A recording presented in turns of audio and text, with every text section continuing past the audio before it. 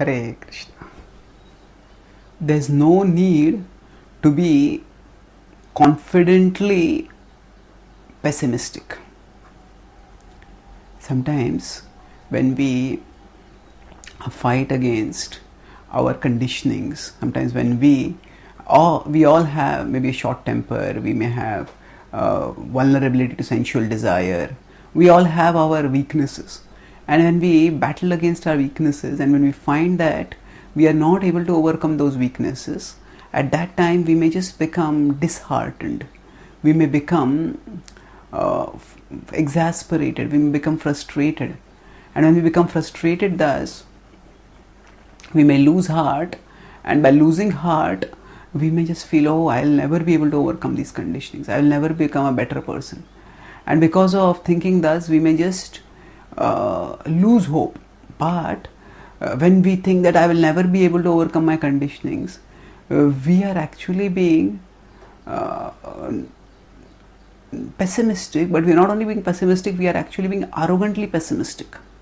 Confidently pessimistic, it's confidence to the level of arrogance, because we are implicitly saying that actually that our conditioning is so great that even Krishna cannot elevate us, even Krishna cannot purify us, even Krishna cannot liberate us, and that is arrogance. That is not humility, that is not reality, that is arrogance. It is not that our contamination is greater than Krishna's omnipotence. Krishna can purify us. He just wants to see whether we genuinely want to be purified. Whether at the surface we may say that, oh, I want to serve Krishna, but internally what is our desire? Is our desire truly to serve Krishna, or do we still want to entertain other desires? And when we thus, if we candidly, if we seriously evaluate, then we will recognize that at our core is the soul, and the soul is the part of Krishna. When we study Bhagavad-gita, we understand this. When we contemplate the Bhagavad-gita, we start getting some realization of this, and when we start living according to the Bhagavad-gita, then we start realizing this further. And especially when we start practicing bhakti, even if we fall down, we don't have to fall away. That means we may fall from our standards, but we don't have to give up the practice of bhakti.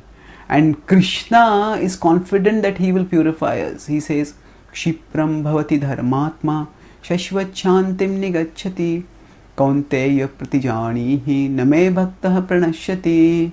In 9.31 he says, Kshipram bhavati dharmatma.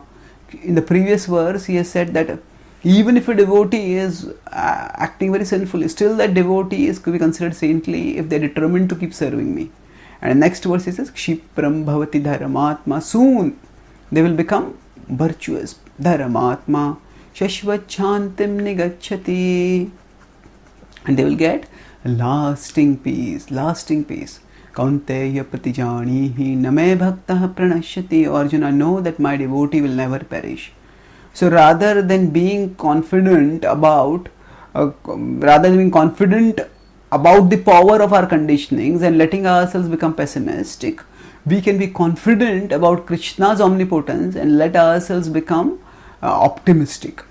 That thinking that yes, my conditions are very strong, I cannot overcome them by my own power, but Krishna is all powerful, and by Krishna's power anything is possible. So if I surrender to Krishna, he will enable me to overcome my conditionings and become purified. So just let me, no matter what happens, let me stay holding on to Krishna's lotus feet and striving to serve him. And thus we will also become virtuous, and eventually we will attain Krishna. Thank you. Hare Krishna.